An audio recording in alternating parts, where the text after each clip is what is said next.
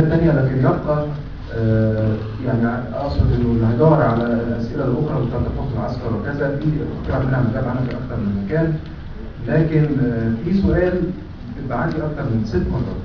احد المواقع الالكترونيه مش هينفع نقوله بيقول انه ربما قد يحدث اتفاق ما بين الدكتور عبد المنعم مفتوح واحد المرشحين الاسلاميين الاقرب للتيار السلفي في حالة وصول أحدهما إلى الرئاسة أو تحمل المسؤولية. أنا استبعد ده، إنما أعتقد إن دي من الفضول بالابتكار سؤال عايز ياخد إجابة على ده.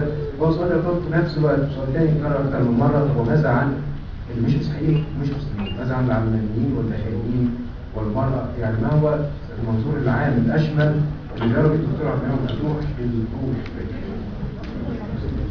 أنا اتكلمت على أن أساس الحقوق والواجبات هو المواطنة. أي مواطن يحمل الجنسية المصرية فله كافة الحقوق السياسية والمدنية دون تمييز بسبب العقيدة أو الجنس أو اللون أو العرق أو إن هو بدوي أو مسينا أو نوبي، كل ده. هذه مسألة مش جديدة، موجودة في الدستور لكن للأسف لم تنفذ، ومورث التمييز والتهميش والاضطهاد تارة للمسيحيين وتارة للإخوان دون إعادة تخليد، وتارة لبدو سينا وتارة للنوبة وتارة لكذا، سواء اللي يوضع منه تحت التمييز واللي يوضع منه تحت الاضطهاد، لأن مش كل حاجة كان فيها تمييز. وبالتالي ده محتاج إن ينزل على أرض الواقع، مش محتاج كلام. هو الدستور كان فيه كده، احنا كان فيه نصوص رائعة عن المواطنة والمساواة في الحقوق والواجبات، بس النظام هو كان اول من يمارس التمييز ضد الاخوه المسيحيين مثلا، كانه يعني يمنع الاخوه المسيحيين في التعيين في الجيش، في التعيين مش عارف ايه، يبقوا محافظين، استاذ جامعه. كان النظام يقول العداله العدل وكذا، ويمنع ابن الاخوان شاب الاخوان لو طلع الاول يتعين في الجامعه. ليه؟ لانه الاخوان مسلمين، وهذا اضطهاد لا يمكن ان يكون مقبول. العبره ان الكلام الحلو الجميل يتحول الى واقع والى عمل.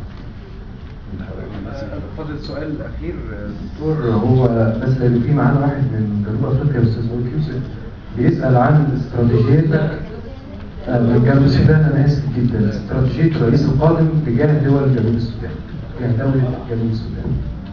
يعني من كوارث النظام السابق، كوارث اللي عملها، يعني مصر كانت ممكن يبقى ليها دور. هي مساله انفصال جنوب السودان دي مسألة من 52 محاولات لفصل جنوب السودان، لكن ليس معنى قيام دولة أخرى أو دولة غير شمال السودان أصبحوا دولتين. هذا لا يعني إلا أن تكون علاقاتنا أقوى، رغم أن ما كانش فيه علاقات للأسف الشديد في جنوب السودان.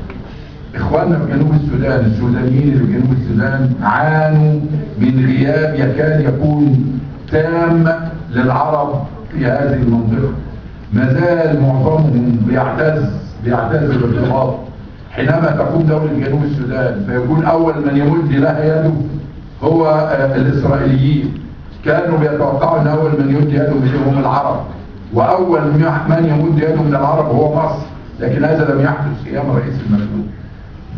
جنوب السودان استباقية دول نمنع نهر النيل في برنامجنا لقضية أمن القومي المصري بالذات، وأن هذه الدول جميعا لها حب وتقدير وحرص على علاقات قوية بمصر. فبالتالي نحن أولى بأن يكون لنا هذه العلاقة، نعيد علاقتنا بكل أفريقيا كما كانت من قبل، لأن ده امتداد تجاري وامتداد استراتيجي وامتداد اقتصادي لمصر. واخواننا في جنوب السودان بيلوموا علينا وهم محقين في لومهم علينا فاننا غبنا عنهم، فلم يجدوا احد من العرب في يوم من الايام.